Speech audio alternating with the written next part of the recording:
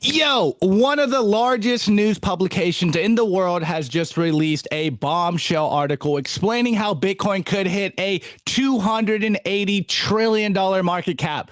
The article referenced a lot of reasons of why we could see Bitcoin fly into the millions of dollars per coin, but one of them has to do with the potential of America using Bitcoin to extend the dominance of the US dollar. I know, icky concept here, guys, but there are now 21 countries talking about implementing a strategic Bitcoin reserve, and it looks like the trend that Donald Trump started is only accelerating. So, will Donald Trump unleash an American Bitcoin strategic reserve to wipe out the US's debt of $36 trillion? I think only time will tell. We got about, 2 weeks until we know this answer. But let's dive straight into this, guys, because this whopper of an article over at Forbes is super interesting. And of course, I'm not alone today, guys. I am here with our A-team off the bench, Brandon Gentile, have you, bro? And then, of course, Jason Sellers from Satlantis. So here we go. Gotta go live. The article from Forbes. Tipping point, crypto brace for a $280 trillion price Bitcoin reserve after Trump picks. So diving into the article a little bit, Donald Trump, the U.S. president-elect, has helped the Bitcoin price surge to record highs this year with plans to establish a U.S. Bitcoin strategic reserve. Of course, we all saw the price of Bitcoin basically double since he won the election. And then we've been seeing about other countries doing a strategic Bitcoin reserve. Recently, the big kahuna is essentially, Russia could beat the U.S. to a Bitcoin strategic reserve. And, Trump has pitched a capital markets renaissance fueled by Bitcoin to unlock trillions in wealth, as Michael said. Now, moving forward, here's a tweet, and this is where this article basically gets headline from, and this is quoting Saylor. A strategic digital asset policy can strengthen the US dollar, neutralize the national debt, and position America as the global leader in the 21st century digital economy. And Saylor wrote a so-called digital asset framework, and this document outlines plans for a US Bitcoin reserve predicted to generate $16 trillion to $80 trillion to offset the US national debt that spiraled to over $36 trillion this year, and, quote, solidify the U.S. dollar as the foundation of the 21st century digital financial system. And then they just updated this article because Trump announced that he's appointing Bo Hines as the executive director of the newly created Presidential Council of Advisors for Digital Assets, known as the Crypto Council. And here's a quote from True Social. In his new role, Bo will work with David to foster innovation and growth asset space while ensuring industry leaders have the resources they need to succeed.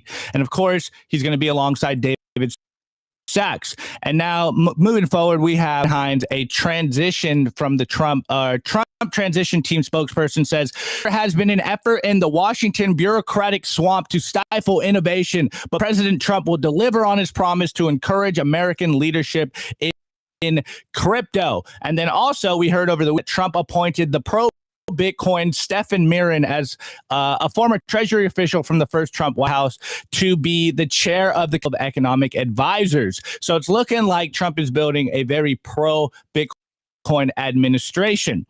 Now, these numbers here, and this is where Saylor did a pitch, and you guys can catch us on Twitter about this, digital assets framework. Among other eye-catching numbers, Saylor's pitch envisions expanding, quote, global digital capital markets from $2 trillion to $200 trillion, with U.S. investors capturing of this wealth and driving growth in digital assets from $1 trillion to $590 trillion, with the dominating this industry. So it looks, guys, like we are going to see a very pro-Bitcoin administration. And, we've seen a lot of proposals coming out, it's a Bitcoin Policy Institute, etc., about a strategic Bitcoin reserve. And now we're seeing that it's obviously catching on. I think the big question here is whether this happens day one or within the first 100 days of the Bitcoin or the Trump administration, looking like this is a very serious conversation. And as you're seeing, the game theory is playing out and more countries are starting to follow suit. And that just means that they're forcing the hand of the Trump administration. And now they basically have to announce a strategic Bitcoin reserve or else we get left behind. Now, I know a lot of Bitcoiners out there, when you kind of talk about extending the dollar dominance, of a touchy topic here, but we know this is the conversation that's happening. We knew this was going to happen, and it seems like they are taking it very seriously. And so we'll see, within 2 weeks, 3 weeks, what exactly happens day one. We'll see what happens within the first 100 days of the administration. But it looks like the Trump administration is very seriously talking about embracing Bitcoin. We even saw him at Turning Point USA conference this weekend, essentially congratulating Bitcoiners for 108K Bitcoin. It looks like Trump is actually becoming a Bitcoiner. I know a lot of us will say, hey, he doesn't understand Bitcoin, but he is becoming a Bitcoiner. Anyways, let me pass this over. I'm going to pass it over to Brandon. And Brandon, what's your thoughts on this Forbes article? What's your thoughts on Trump embracing Bitcoin? Yeah, I think it's beyond bullish. There's a couple of really good podcasts recently. Preston did his macro hangout. Jeff Booth was on Canute's the other day. There's so many good speakers out there right now, and great, really philosophical thinkers and Bitcoin thinkers that outlining what's happening, and the possibilities are really, I think, endless. And I think that's where the Trump thing, and people get it twisted with, why are politicians doing this? Why are they doing that? Why is the nation state getting involved into Bitcoin, et cetera, et cetera? We want it on the tip of everyone's tongue. You want Bitcoin on the tip of every single person's tongue, every politician's tongue. And I do think there's the thing we have to acknowledge, though, is that, the U.S. strategic reserve, if they're going to start with this confiscated Bitcoin that they took from other people, I think we have to acknowledge that, number one. So the truth has to be the truth, and they did take it from other people. So we have to acknowledge that. I don't know how we're going to rectify that or what we're going to ever do with that, and if we have anything we can do other than just voicing what's happening. But starting from there, this, again, with the amount of Bitcoin that comes out, every year diminishing, or every 4 years diminishing, and the supply available, it's only going to obviously have the price increase as time goes forward. And I think that it's hard. The exponential function is what's very hard for humans to grasp. And we've never seen anything like this. And I saw someone in here again say they're going to stack lockdowns with, other health events and et cetera.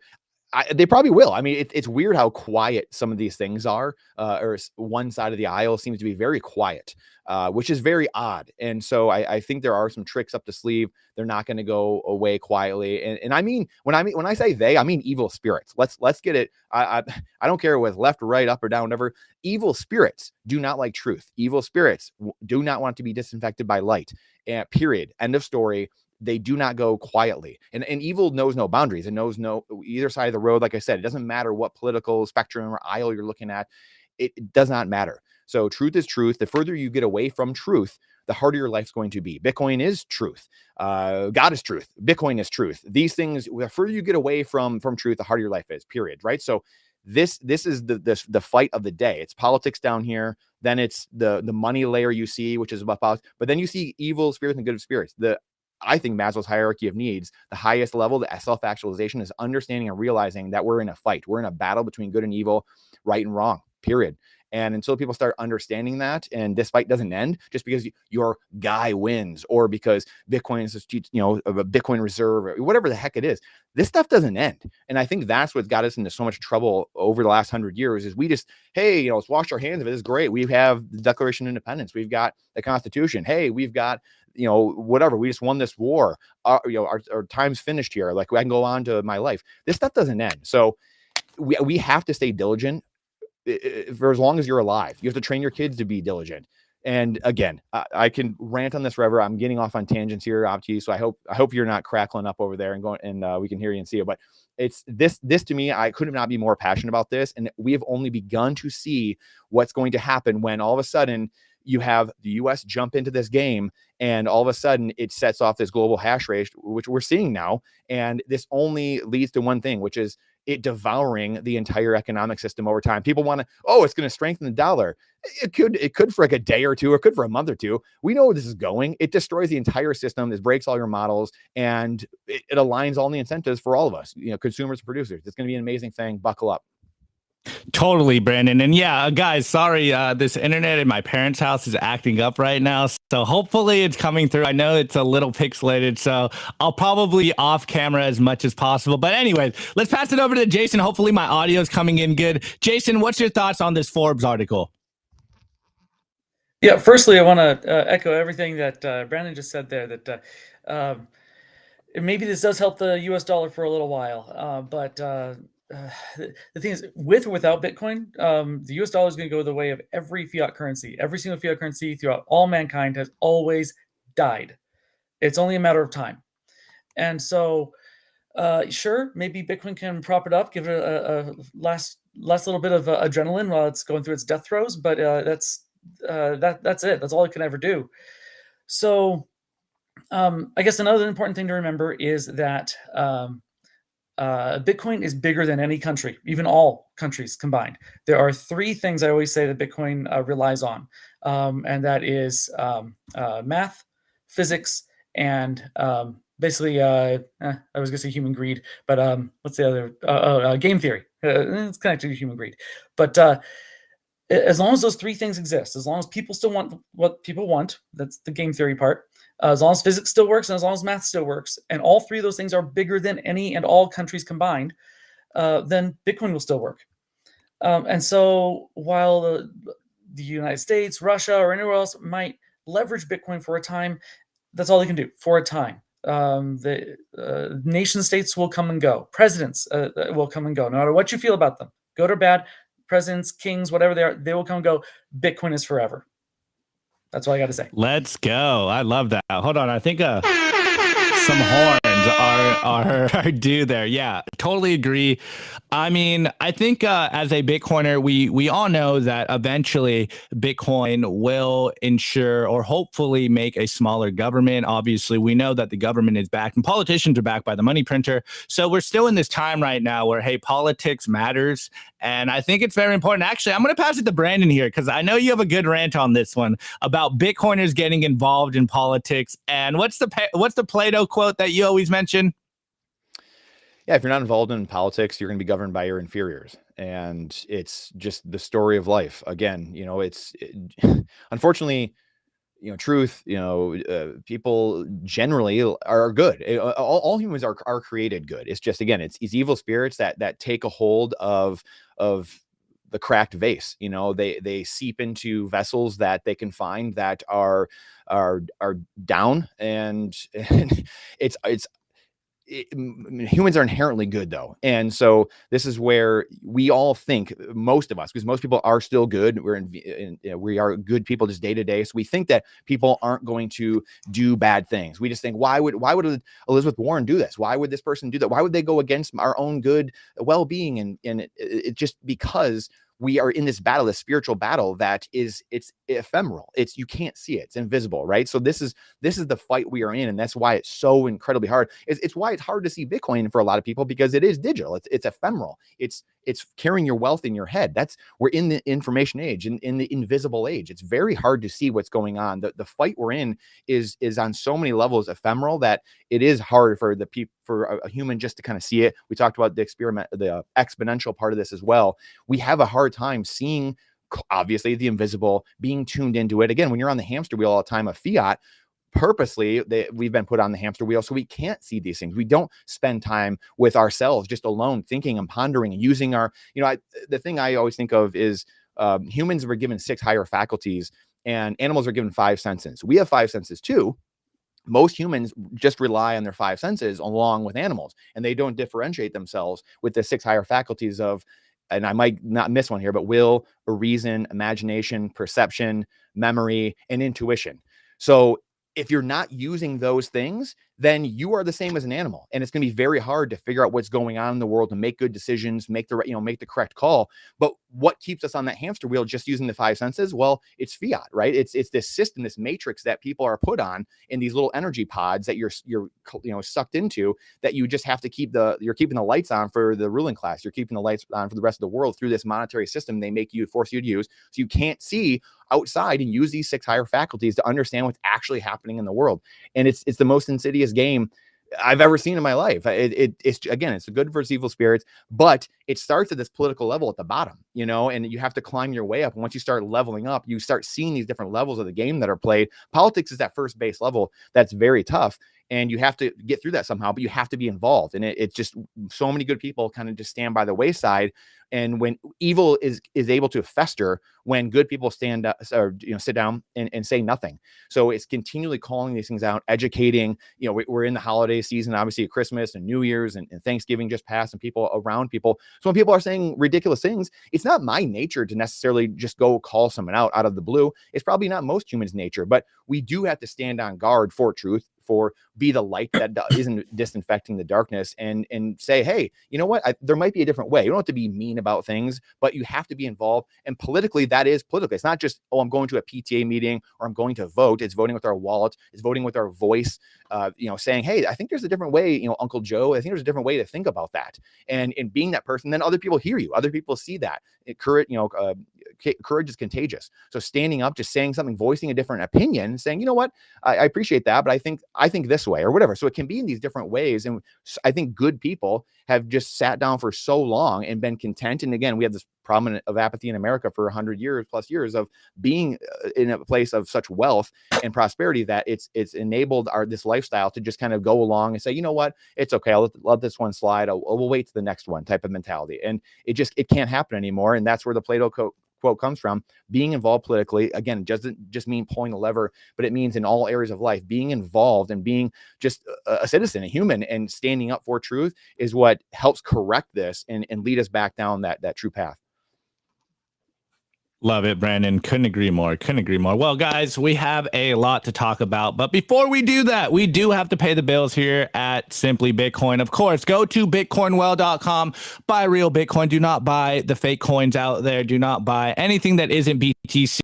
Bitcoin Well is on the mission to enable financial independence. Use the promo code SimplyBTC, and you can get some tosses into the wishing well. But if you have some deep pockets and you want to buy a lot of Bitcoin at once, make sure you go to Bitcoin Well Infinite, a Bitcoin OTC desk with infinite opportunity. If you want to buy more than $50,000, get in touch with Nico at bitcoinwell.com, and you will get white glove service from the Well team. Now, moving forward, I was talking about the Bitcoin wishing well. Well, guys, I learned something here over the weekend, and so get your wallets out right now. So there's a button here called Unclaimed Sats, guys, and I think we have claimed Sats here in our wishing well. So this one's going to be some guaranteed Sats, more than 500 Sats. Hopefully it works for me. It pops up. Let's see if this works. If not, then I'll have to do it tomorrow. There you go. So from first serve, 1,500 unclaimed Sats. Scan the QR code with your Lightning wallet and you get those Sats instantly. All right, guys, moving forward, let's get into the show.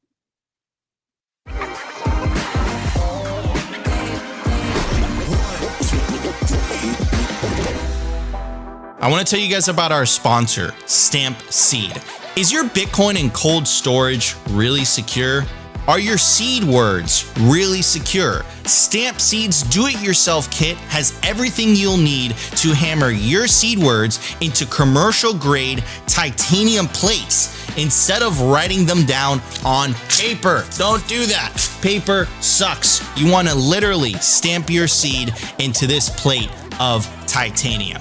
Your words are actually stamped into the metal plate with this hammer. So once your words are in, they aren't going anywhere. No risk of the plate breaking apart and your pieces falling everywhere. Titanium stamp seeds will survive nearly triple the heat produced by a house fire. They are also crush-proof, waterproof, non-corrosive, and most importantly, because this is generational wealth, time proof. All things that paper is not. Allowing you to hodl your Bitcoin for the long haul. I mean, here is the plate that they crushed. They put in water. They put a blowtorch to it. And as you can see, the words have survived. Stamp your seed on StampSeed. And you can use promo code SIMPLY to get 15% off anything on their store. All right, guys, you know the deal. Scan the QR code and use the promo code SIMPLY, and you can get 15% off a StampSeed. But in the private chat, Jason really said a interesting story. So I'm gonna pass it over. It's relating to StampSeed. So this is an extra long ad today. Jason, shoot it. Just on Saturday, at my local Bitcoin meetup in Chattanooga, Tennessee, Bitcoin Chat, we had a Christmas party and White Elephant gift exchange, and some of my kids, not all of them, some of my kids came. I got 6 of them, so yeah, only 4 of them came. And my oldest, who's 17, when we did White Elephant gift exchange, he got a StampSeed, and yeah, he's really excited. And being 17, he's getting ready, leaving the nest is on the horizon, not very far actually, and so he's really excited to get his private key off of paper and onto titanium. Let's go. So hey, I guess he's still young, but his kids won't be, hey, Grandpa Paul, where's my general? Because it's gonna be backed up on a StampSeed. Anyways, guys, if you like the show, smash the like button, subscribe, all that good stuff. We have a jam-packed show for you guys. Anyways, I'm up here on Clark Moody's dashboard, and the current Bitcoin price is $93,250 per Bitcoin. The sats per dollar, 1,072 sats per dollar. The block height is 876,059. I repeat, 76059. The Bitcoin market cap, dang, we're struggling for that 2 trillion. We're at 1.85 trillion. The Bitcoin versus gold market cap is at 10.12%. And the total percentage of Bitcoin that will have currently at 94.28%, with roughly 19.79 million Bitcoin in circulation. Now, moving forward, this is the numbers, guys. And one of the things I think, Brandon brought it up earlier. Everyone's going back for the holidays. You're going to be chatting with your friend and your family. Well, it looks like we might have a new chart out here, guys. It looks like, as we've been saying forever, a message that get lost on everyone out here when we're trying to shill Bitcoin to people is very simply that Bitcoin is the best performing asset ever. And then we got this chart here, guys. Bitcoin is the best performing asset the last 11 out of the 14 years. And we have Michael McDonough from Bloomberg here just explaining Bitcoin once again leads the pack. Here's a snapshot of my global annual multi-asset return matrix. And it might be a little hard for you guys to see this. I was a little confused when I first saw this as well. You can see here at the top, Bloomberg Galaxy Index at the top. Year to date, it's been leading 11 years. The only years it hasn't led was 2014, 2018, and 2022. And of course, Bitcoin this year to date, is still the best performing asset in the world. This is a message that we need to keep explaining to people all the time. I literally had this conversation with my brother. He was talking about Bitcoin. Should I be buying? I'm like, bro, Bitcoin is the best savings vehicle, period. It is the best way to save your money. And now we have the data and the charts to back it up. As you guys can see, Bitcoin has been outperforming everything. The last 11 of 14 years, Bitcoin is the best performing asset. The best performing asset the last 15 years. If you just buy and hodl, don't go out and trade your Bitcoin. You're going to get wrecked. Literally use Bitcoin as a savings vehicle and you will outperform everything else in the market. It's so simple. Everyone wants to complicate things, but it's simple as just and holding that Bitcoin, continuing to buy more Bitcoin. This is how you win. It's the simplest strategy ever. Everyone loves to complicate it. Anyway, I'm gonna pass it to Jason. You work Bitcoin, you have a family. What do you think about this chart? And what do you tell everyone else that's going to be asking you, hey, should I be buying some Bitcoin this holiday season? Yeah, I say just look at the trend. Of course, as I say, past performance doesn't necessarily mean future performance. But still, we also say, don't trust verify. I mean, these are verifiable numbers you can look at here, and there's a reason for it. It's not just because it's a hype, a 16-year long hype. But anyway, it's not just hype. There's verifiably only 21 million, and then several million that have been lost, and only another million or a little more than another million left to go over the next 115, 116 years. Yeah. So I just told them those things. Those are all verifiable facts. I guess, one thing I also tell people a lot is, my family members and friends, is that we know there's only going to be a certain amount, and we know more people are learning about it every day. Put those two things together, and there's only one option. You got to buy some now before other people figure it out. 100%. Couldn't agree more. And Brandon, what's your thoughts on this chart? Are you going to be using this to orange pill friends and family? Actually, we were kind of joking about this before the show. Are you ready to beat your friends and family over the head with, I am right today. I've been right. Are you going to listen to me? Oh, absolutely. Absolutely. I mean, you have to at the end of the day. Yeah, it's to the victor goes the spoils. But no, I mean, seriously, I think the one thing, like these charts like this, they make you realize that in this fiat world, like we were talking about earlier, it's distorted everything. And in the investing, you have to be an investing expert in order to be successful in the fiat world that we live in, this fiat matrix. And what confuses a lot of it, we were talking about this offline. We were talking about how Wall Street, a lot of these guys, we've all had to go through the gauntlet. We've all had to humble ourselves in order to see this and to see Bitcoin. Bitcoin is not an IQ test. It's a humility exercise. It's a humility test. And can you understand that the life you were living was generally wrong? The things you've been taught are wrong. That's very hard for humans to understand and grasp and humble themselves to and accept. And you get a lot of the Wall Street guys, they're investing experts, but it's in a fiat matrix that they're in. So they might be great at raising cash and good old boys club and, doing the Wall Street, after hours parties. That's great.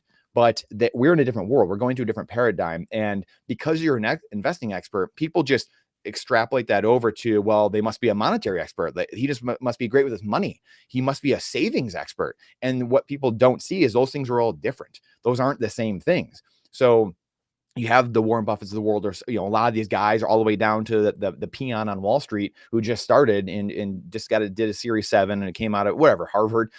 Everyone looks at these guys and thinks, oh, these guys are geniuses. These guys are wonderful. They're so brilliant, and they can be. Like, they could have very high IQs and that such, but they don't understand monetary history, most of them, because they never had to. And that's where it gets very hard to see these things. So the talks that I've had with my family over time were those simple things of understanding what money is and why are we trading a finite time on earth.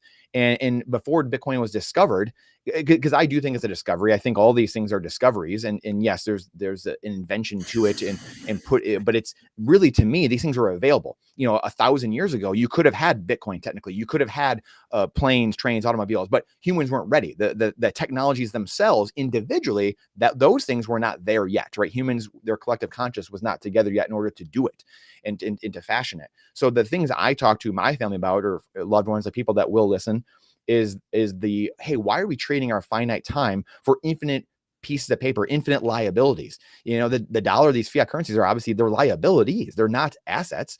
And for a long time, we've treated them like they were assets. And, they definitely weren't after 1971. You can argue before that. But those big macro things are what people have to understand in order to start peeling back those layers and accepting the truth. And obviously, once you start going down that road, then you can start questioning all these other things, like we always joke about, whether it's JFK all the way down the road. You start peeling back these layers of, wait, if they're lying about this, what else are they lying about? What else are they doing to misalign things for me and pulling the wool over my eyes with? So that, to me, is the big thing I share, the graph. And I think meeting people where they are, to your point, Opti, showing, I have some finance, brothers-in-laws that are finance guys. That's hey, charts like this, they love stuff like that. Then there's, some people that I know that they want something different. They want to talk about freedom tech or, things like that. So it's just meeting people where they are in that common, sales approach, I guess, in a way of, but truly at this point, I have people now that, yes, finally they're starting to come out of the woodwork, priced at 100, and they're, okay, oh yeah, hey, I want to talk about this. Or they're sending memes and stuff like that. So everyone has that different price. And Jason, you were saying earlier, it might've been offline, that, it's a need to know basis, like Saylor says, and everyone gets it at the price they deserve. It's true, and when you have the ears to hear and the eyes to see, eventually you will get it when you're hurting enough, like Saylor was, in a way, right? That's the thing. I really quick, I don't think people get it about Saylor either. Saylor was about to sell his company. He was, like, what am I going to do? Am I going to sell my company? Am I going to offload it? What am I going to do? I'm going to take a buyout. What's going to happen?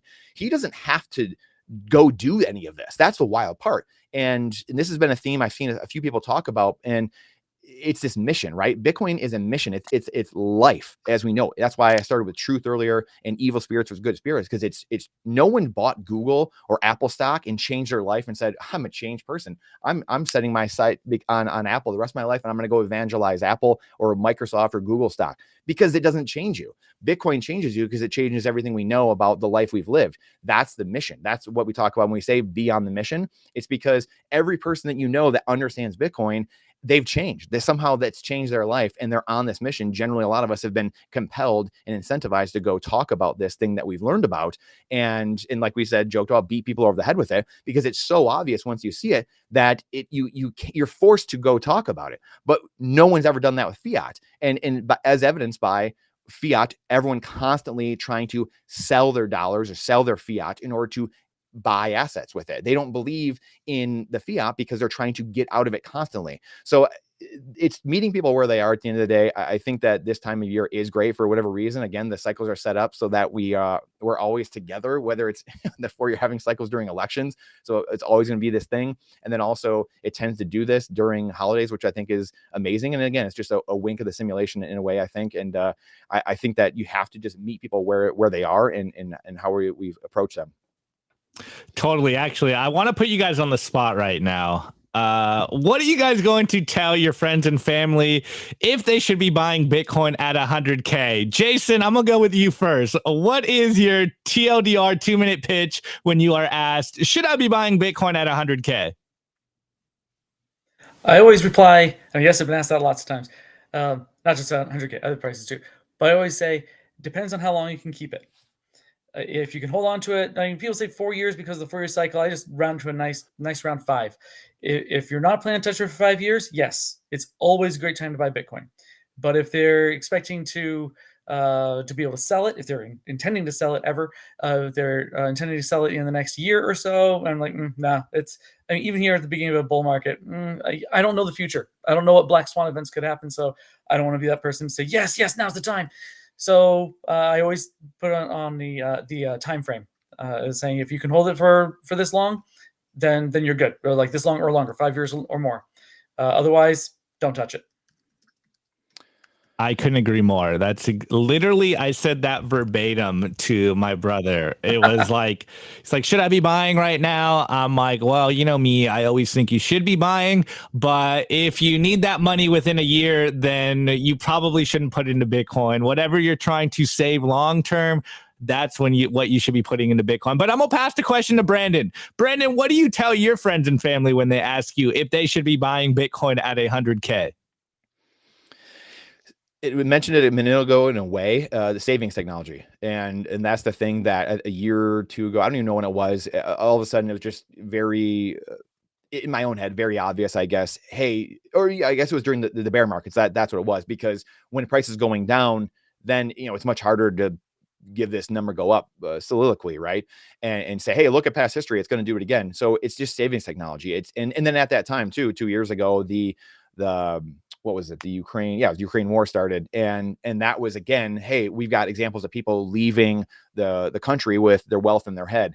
So those, to me, I think the savings technology aspect, I think, is the biggest thing of dollar cost averaging. Get your lump sum, get what you're comfortable in now, and everyone's gonna be comfortable at a different a point of what they are going to allot to it, but get what you want initially, and then dollar cost average. I think that's, and then as far as orange pilling, again, it's the log chart for me, and seeing the log chart. We talked about exponential earlier. People seeing that, I think people get shaken out a lot of times because of just looking at that linear chart, obviously. But when you see the log chart, Metcalfe's law, the network effect, That's massive. And you realize, oh, this thing doesn't go down actually. It's just an adoption curve of the technology itself. And I think that was a huge thing for me. And I remember years ago, whatever it was, 5, 6, 7 years ago, Max Geyser talking about moving your wealth and having your wealth stored in your head. Those were big aha moments for me where I just was sitting there blown away in my chair, rewinding it 100 times and be like, wait, what?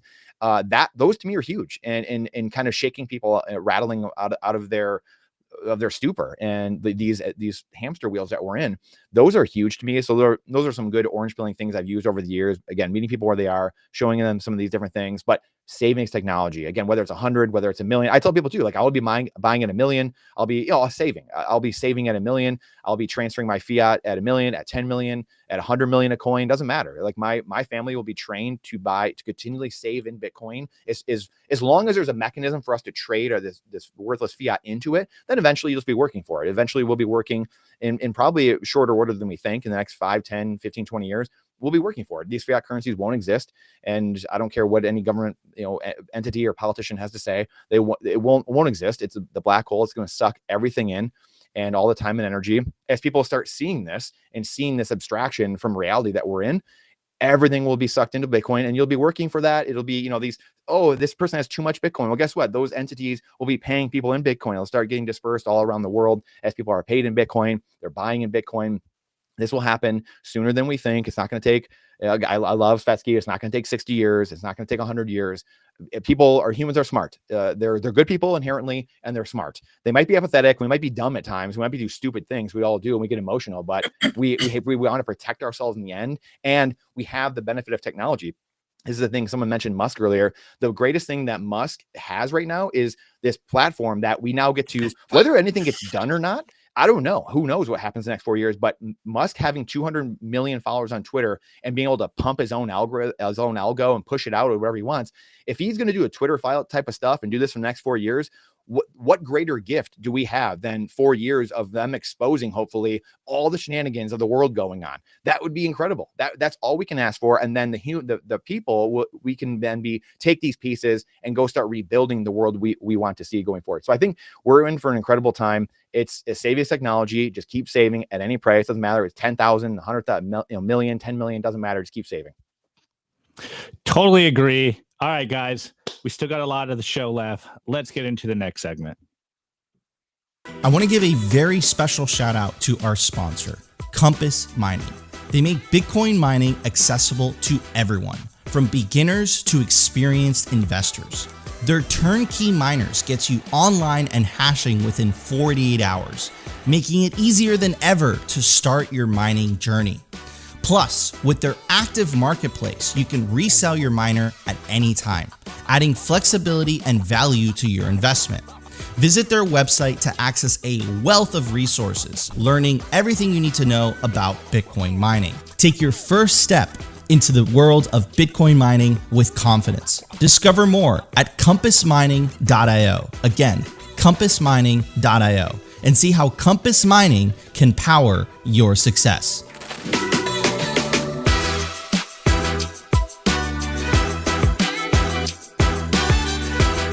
I want to give a shout out to our sponsor, Foundation. It's self-custody done right. They built a premium grade hardware wallet called Passport right here in the US, and it integrates seamlessly with their free app called Envoy.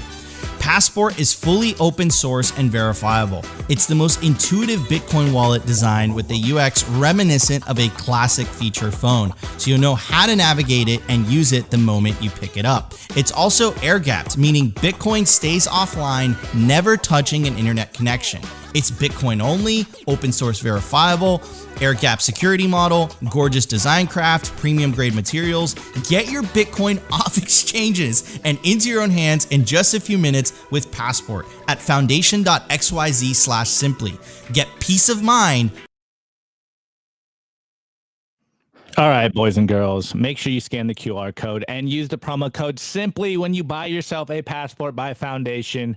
It is literally mother and father friendly. It is the GOAT hardware wallet out there. All right, guys, you probably saw this on Twitter. If you're on Twitter, you probably noticed this. If not, well, we're covering it. So, breaking news over the weekend. Rumble announces a $775 million strategic investment from Tether, and here is a quote from Paolo, who is the CEO of Tether, and he goes, "Beyond our initial shareholder stake, Tether intends to drive towards a meaningful advertising, cloud, and crypto payment solutions relationship with Rumble." Now, going into this a little more, going to the Tether site and kind of breaking down what this announcement means for Rumble, we have Tether announces a $775 million strategic investment. It's funny, everything's strategic now.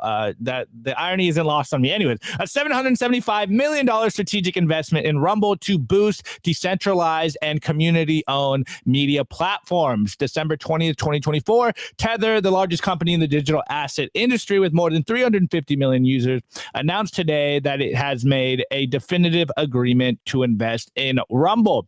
The investment includes a primary commitment of $250 million in cash, with Tether also supporting Rumble's tender offer for up to 70 million shares at $7.50 per share, reinforcing the platform's future growth initiatives.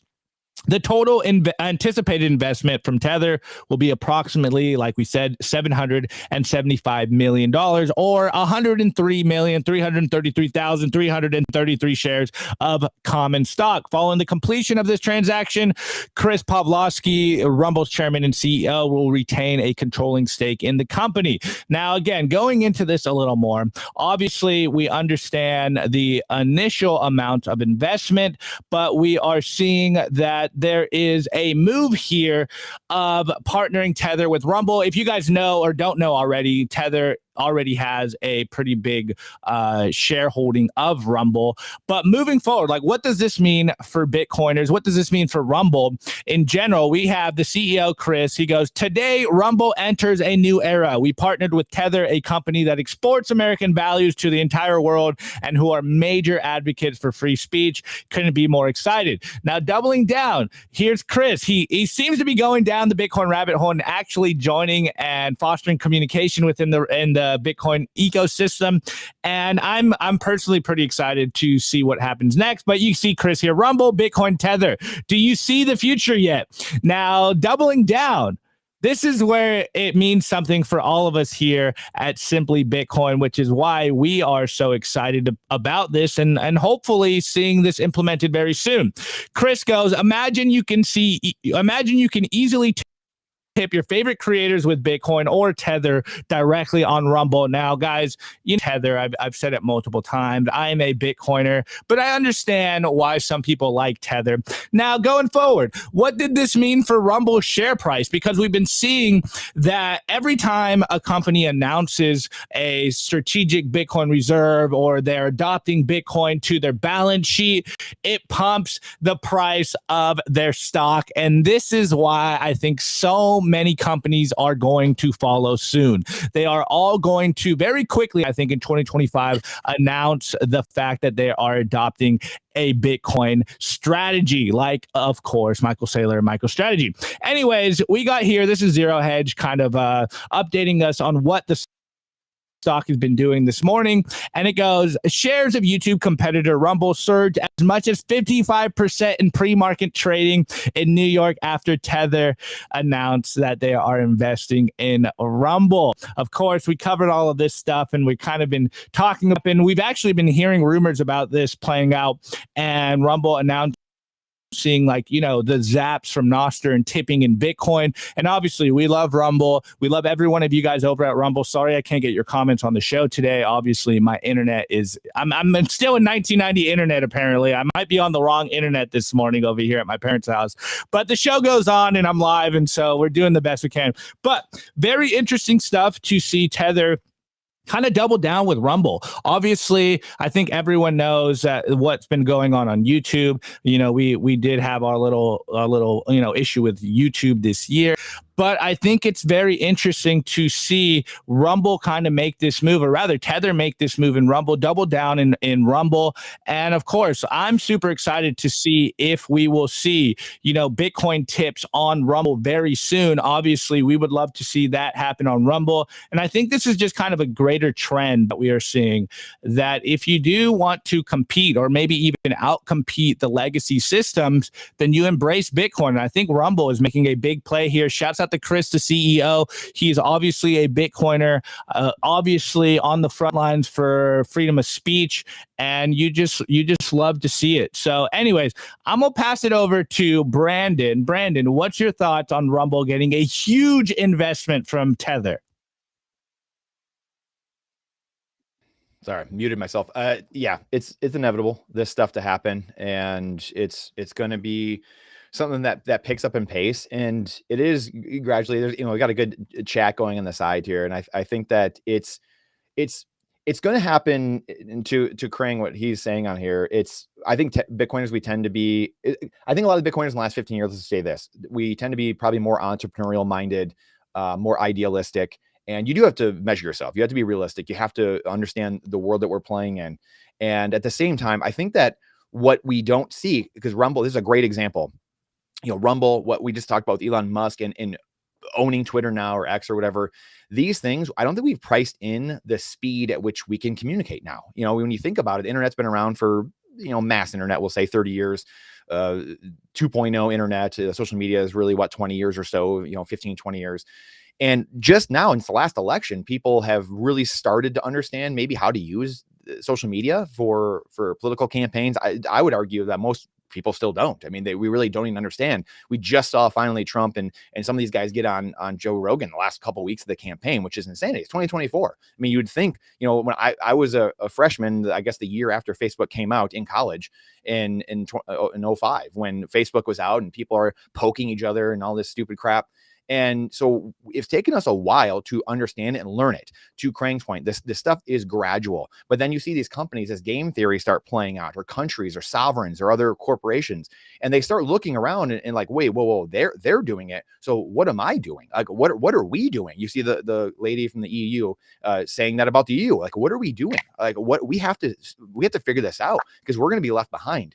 And that gradually then suddenly does play out. I mean, you think about 20 years ago, like I said, when I was in college starting out, I was arguing with every teacher about politics I could find, every professor. I argued with family members, everything. And I was Constitution guy. I was Declaration of Independence guy. I had my little, pocket Constitution and all that bullshit. And I'd walk around and I would argue with anyone who would argue with me. And then I realized in 08, 09, 2010, oh shit, this game is not red versus blue. It's a state versus you. And that's when the whole, reading The Creature from Jekyll Island, all these things were happening. And I realized you have to understand that money game. And that's, again, coming full circle to what we were talking about at the beginning of the episode, with eventually climbing the real Maslow's hierarchy of understanding self-actualization, realizing there's good versus evil spirits. But in saying all this, my point with all this and landing the plane is that 20 years ago, if you would have told me what was going to happen only 20 years from now, that so much of the world would be woken up to the crap that I was so pissed off about and trying to find answers for, and you would have told me just 20 years later, everyone, the richest guy in the world would be tweeting about all these things and blasting them out with megaphones to the things that I thought were most important 20 years ago, and just didn't understand why the average person couldn't.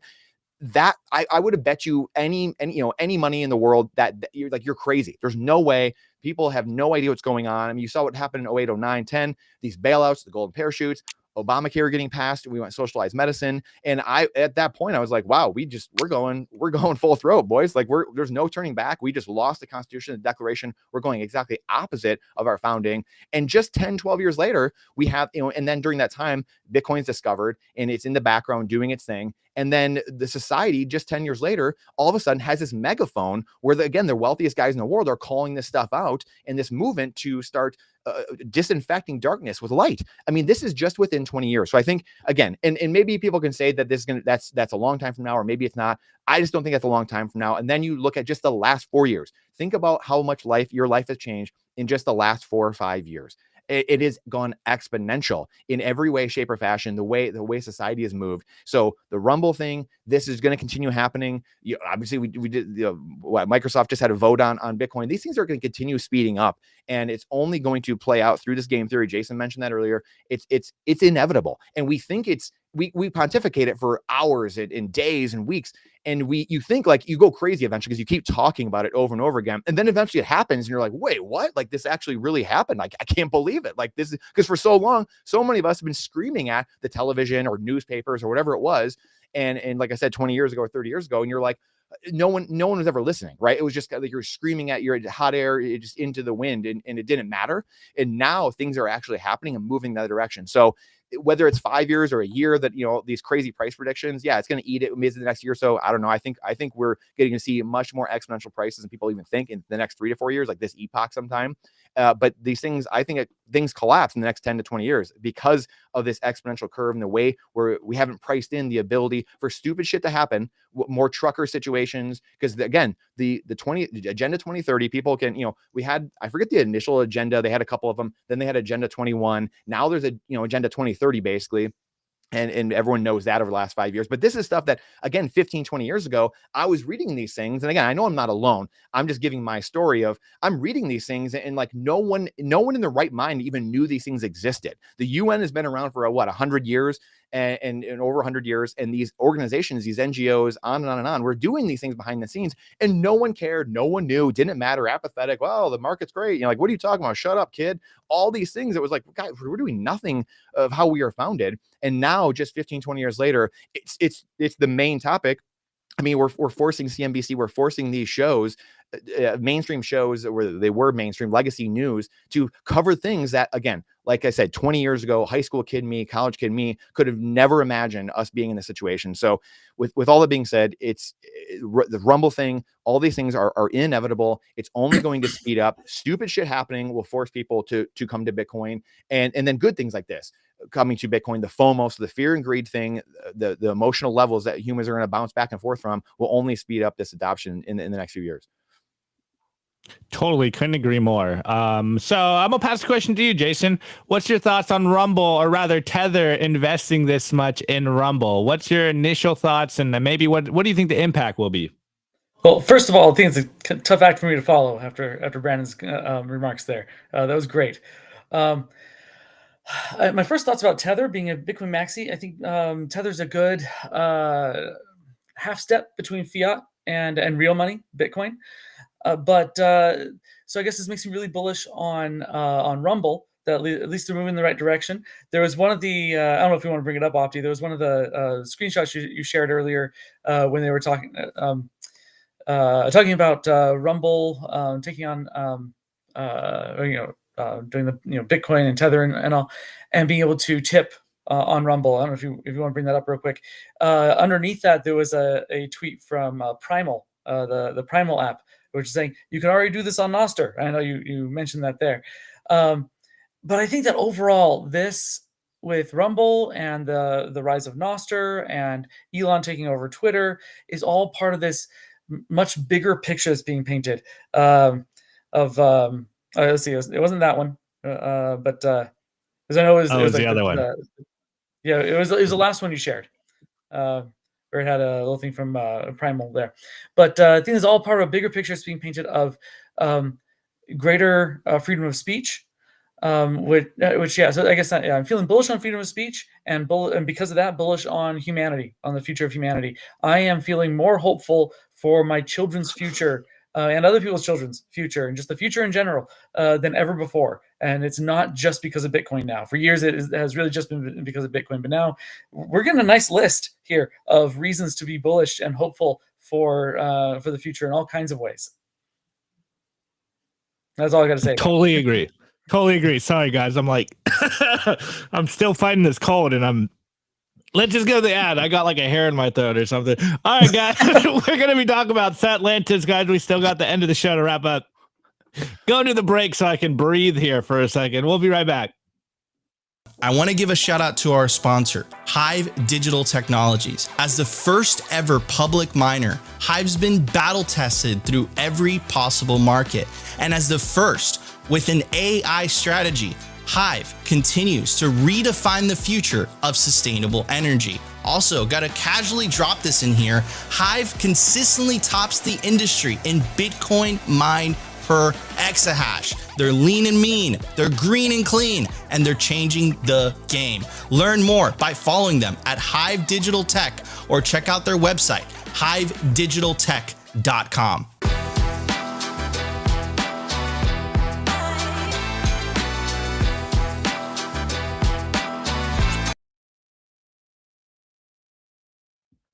All right, guys, last plug for the show. Make sure you go to BitBlockBoom in Dallas. It's going to be April 3rd through 6th this year, 2025 in Dallas. A true Bitcoin conference. This conference has a very special place in my heart. This is where I essentially, this is the first conference I went to, and that's where I met all my Bitcoin friends. They're still my friends to this day. I think they'll be lifelong friends. And this is the beauty of BitBlockBoom. It is a smaller conference. You get to actually meet and mingle with all of your favorite Bitcoiners. Again, it's going to be over April 3rd and April 6th. And if you use the promo code BBB21, you get $100 off your tickets. I repeat, BBB21. I believe it's lowercase. So BBB21, get yourself some tickets. We will catch you in Dallas, Texas at BitBlockBoom. And also, guys, if you don't want to make the trip, we will be streaming it for you guys on our channel as well. Anyways, moving forward, Jason, thank you so much for coming on today. First of all, apologies for my weird internet going on. This is what happens when you travel all the time. It's the holidays. I'll get everything settled for tomorrow. But anyways, Jason, good to have you. Let's just talk about your project, man. You are working on Satlantis. So for everyone that doesn't know what Satlantis is, what is it? And then we'll dive into all of the different topics.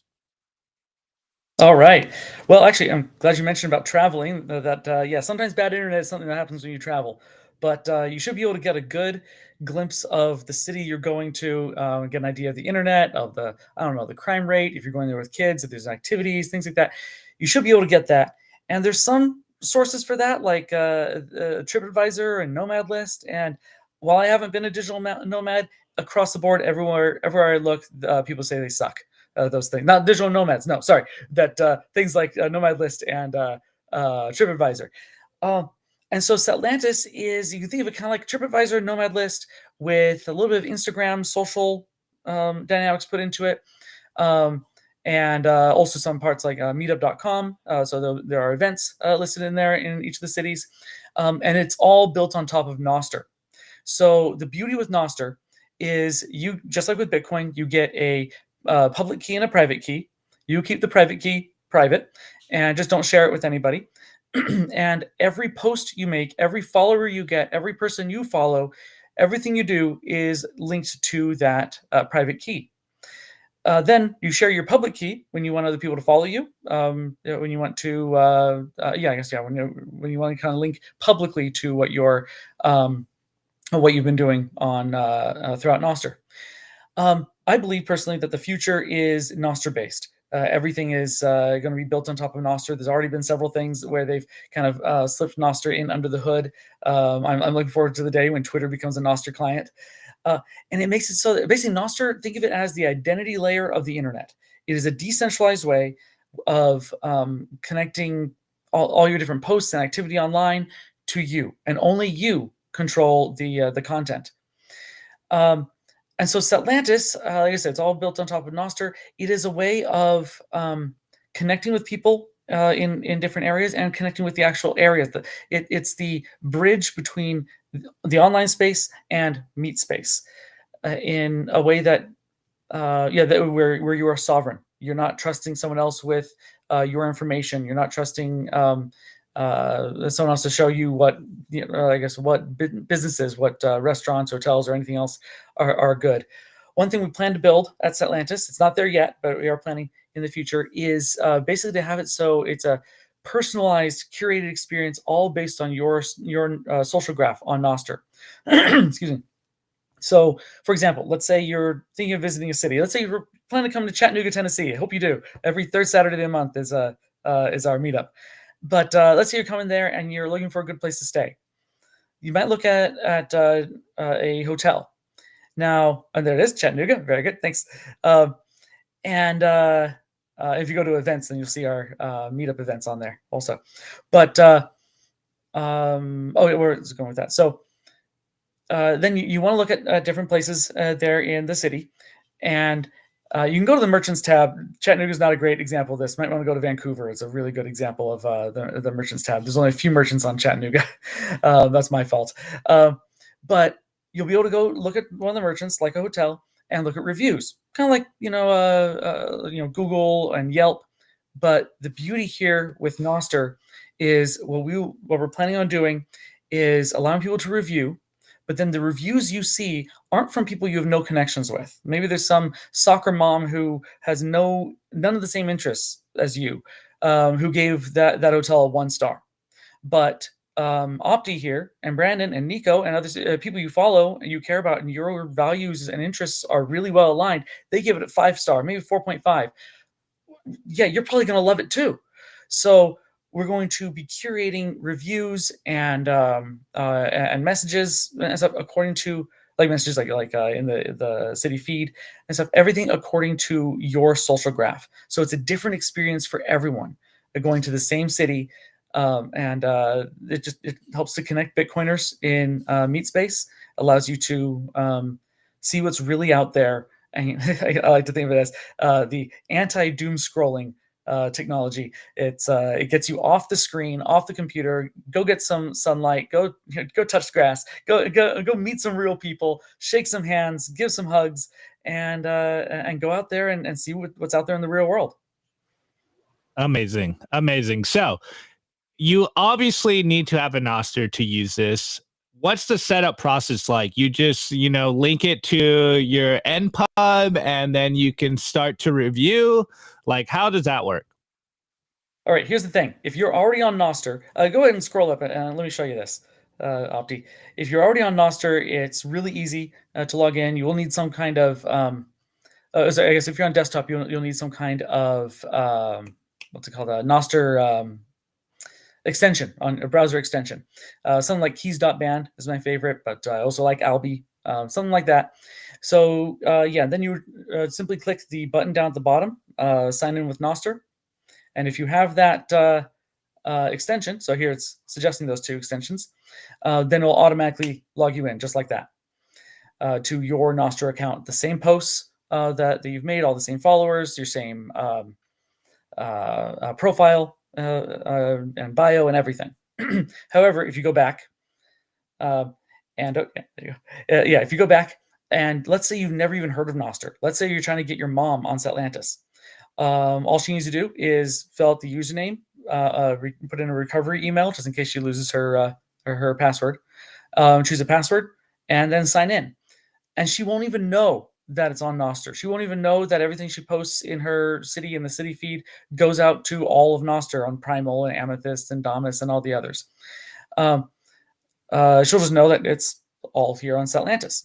But in the background, so like up in the down in the lower left corner, once you're signed in, you'll see a little gear icon, and it's only there if you sign in though. And then you can click there and go a little deeper, and you can find your NSEC. So let's say you find Satlantis first, and then Primal later. You can be using Satlantis, and then go kind of deep in there and find your NSEC. And then copy that and paste it into Primal, and you'll see all your same followers, all your same posts, all your same information right there waiting for you. So it's really a way of purple pilling people to Nostr without them even knowing it. Now, what we're also really looking forward to is as businesses start using this, like you saw, there's that merchants tab there. Businesses can actually claim their account and get an account specifically for them on Satlantis. When they do that and they start posting, hey, we're offering 10% off on this for for this Christmas week or whatever, and then that will go out to everyone on Nostr.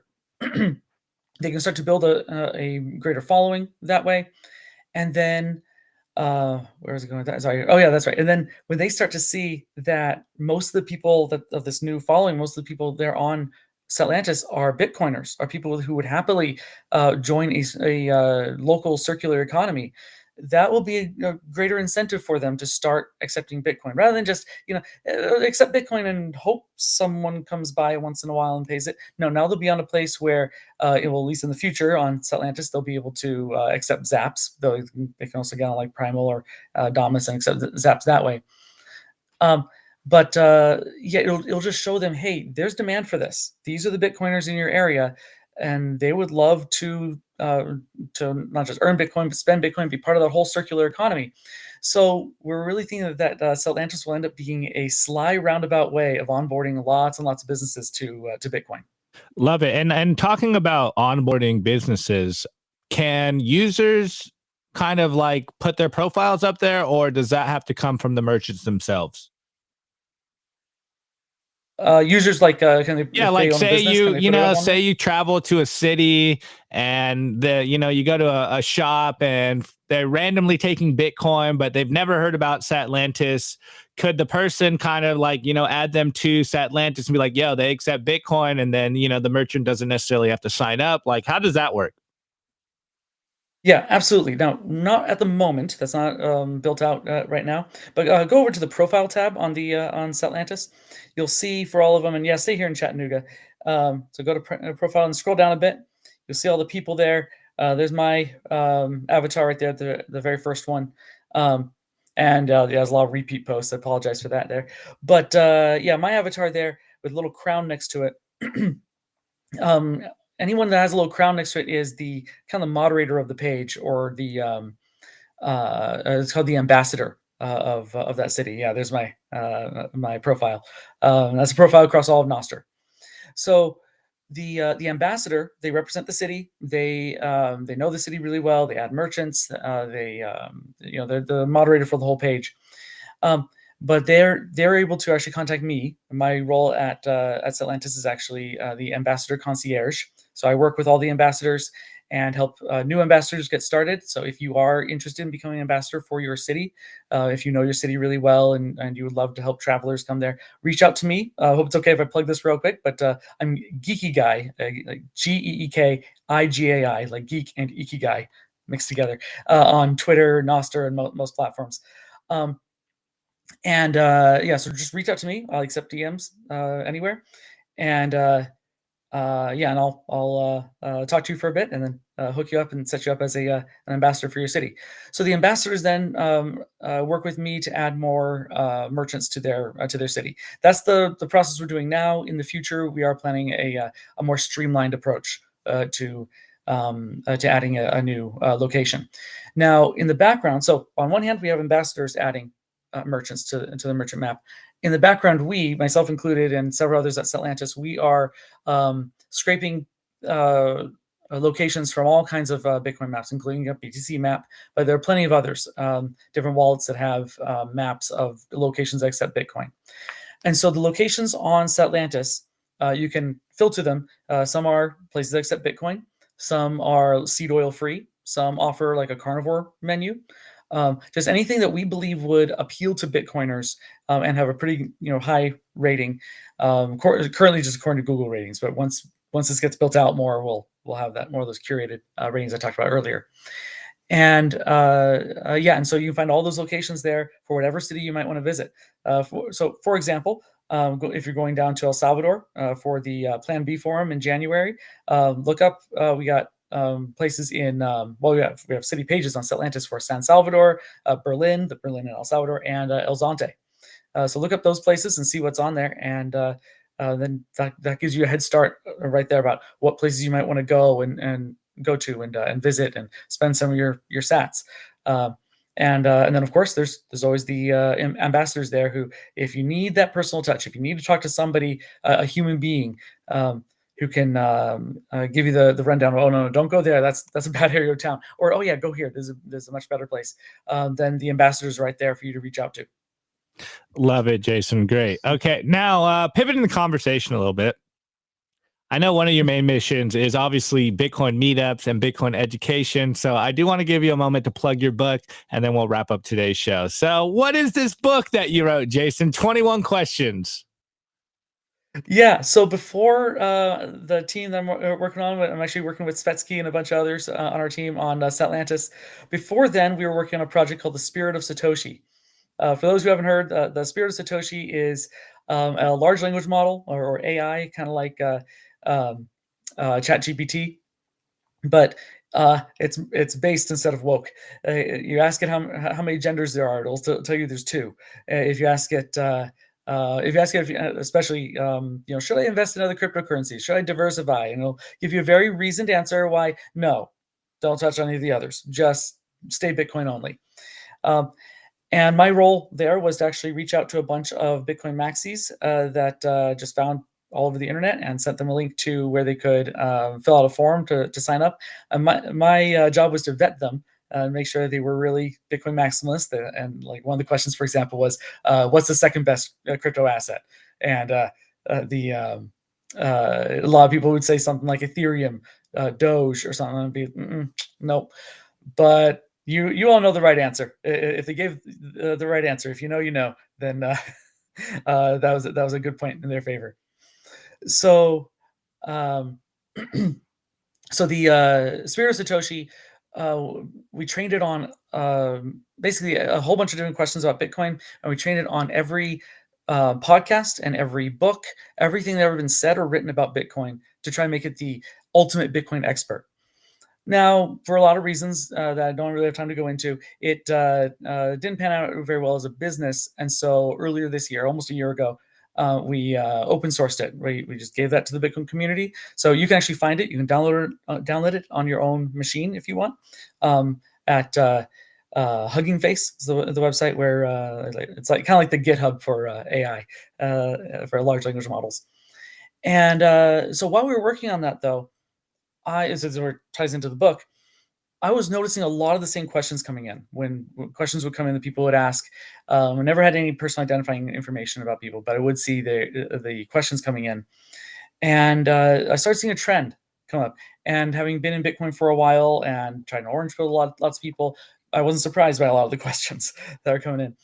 And so I started making a list of the top questions, and I ended up with like 67 of them or something like that. And then originally came up with an idea of creating a short documentary, 21-minute documentary talking to 21 Bitcoiners, giving an answer to 21 questions in 1 minute each. 1 minute for each answer. And you can actually go to the website for that, 21questions.film. So it's 21questions.film. And now it's all a website all about the book. And for a lot of reasons, some more practical things, like some questions required a lot more than 1 minute to answer. And yeah, there it is. And other problems were I couldn't get a hold of 21 well-known Bitcoiners. But these are Bitcoiners that a lot of people know really well and can give really good, trustworthy answers, because I wanted there to be a resource for people who go, yeah, there's some examples of some of the people who are in the book. I wanted it to be a resource where people will get these kinds of answers from a different perspective. So for example, like question 1 is simply called, what is Bitcoin? So the book covers 21 questions, 21 most common and most important questions about Bitcoin, answered by, it's like 17 different well-known Bitcoiners: Jacques Mozuko, Carla and Walker, Guy Swan, Alex Svetsky, lots of others. And the point of that was not only to just answer these questions like a physical FAQ, like who needs that? I wanted there to be something where people who were brand new to Bitcoin would find these answers and see it in different angles. Knut Svanholm gives his angle, and Daniel Prince gives his angle about the same questions. But then, and then the Spirit of Satoshi gives its answer at the end of every chapter, actually, just by the way.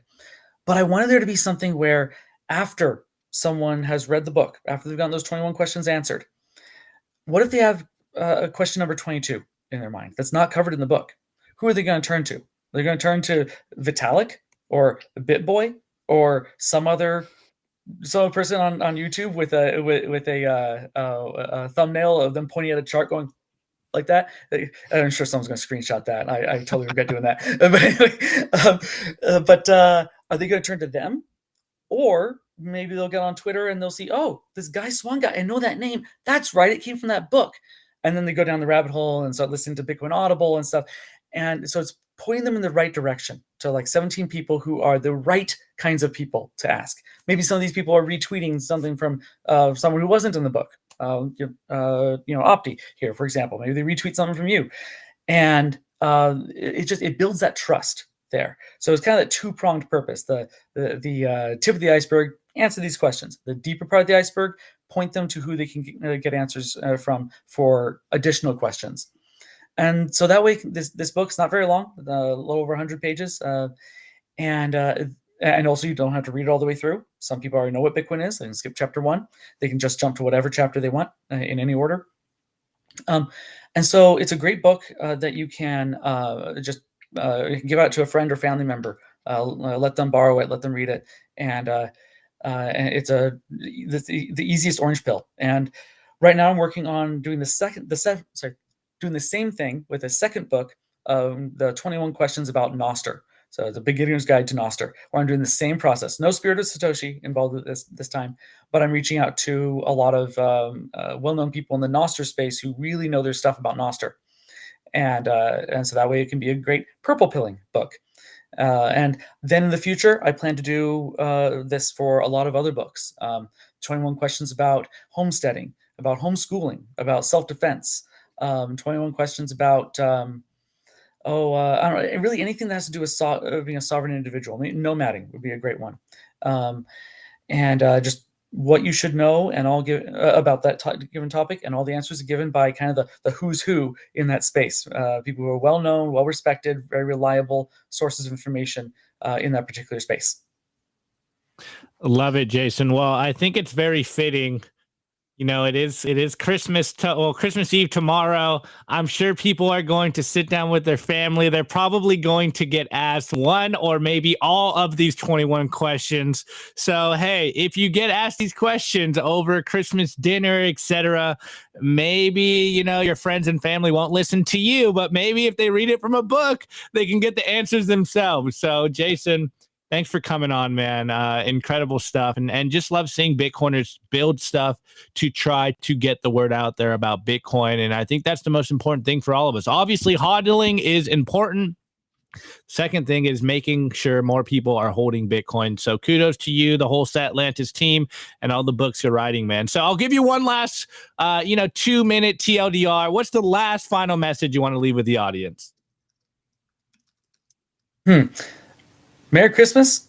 Stay humble, stack sats, and staying humble helps you stack sats. Stacking sats makes you stay humble. And it just goes in a cycle like that. That's all I got to say. Love it. Okay, Brandon, thanks for coming on. Thanks for holding it down for me with this weird internet I got going on. So I'm gonna give you the same thing, Brandon. What about for you? It's been maybe a month since you came on. So what's the final message you want to give the people? And then plug your socials, because people were asking about it in the chat. Yeah, thanks for having me on, as always. Love coming on. Enjoy the community here, as always, for years now. I miss the after hours show, doing the spaces, all that. So maybe someday. But Merry Christmas to everybody. Happy New Year. Just an incredible time to be alive. No greater time to be alive. So boy, are we blessed. 2025 is going to be amazing. My Twitter handle is Brandon_Gentili, YouTube, Twitter, all those things. We interview people as well. There's tons of Bitcoin podcasts now, which is amazing. We need 10,000 more people doing all kinds of different podcasts and forms of content and media to, as we said earlier, beat people over the head with the truth, with the mission, and be great. Just be great next year, right? This is the greatest time to be alive. So check out Bitcoin Trading Cards, the 21 Questions book, Bitcoin Trading Cards. We did a collaboration with Spirit Satoshi actually when that dropped a year ago. Series 3 is coming out here as well. If you guys need some last minute Christmas things, or birthdays coming up, whatever it might be, check out the Simply gear and Jason's books and what he's got going on Satlantis. Just an incredible time. I thank you guys so much for having me on, Opti, Nico, the whole gang. Incredible time. And like I said, I love the community here. And this is the toxicity we need to keep the Bitcoin ethos on the straight and narrow. So much love to all of you in 2025. Merry Christmas. Let's go. Appreciate it, Brandon. And also, I don't know if you guys caught the new Simply Bitcoin Nico Opti trading card, but it's absolutely hilarious. Had me chuckling. Anyways, all right, let me pull you behind the scenes, kick back for a minute. Let me wrap this one up. All right, guys. I'm surprised you guys stuck with me today. I apologize for the internet. Hopefully the audio came in good. Anyways, I will figure out all the technical issues. It's been a busy morning, but you know, we do this live. It's what happens when you go home for the holidays and try to do a live stream from your father's office without the ideal technology. Anyways, have a good rest of your day, guys. Make sure, you know, you hang out with your friends and family the next week or so. And of course, we will be back. I think we're going to be here all week. We are probably going to take Christmas Day off. We will be dropping content on our channel, but the 25th, I think we are going to take a one-day break from the live show, but we'll be here the rest of the week. All right, guys, on that note, we love you guys, and we will see you tomorrow. Peace out. Today's episode was brought to you by BitcoinWell.com, a Bitcoin-only platform on a mission to enable financial independence.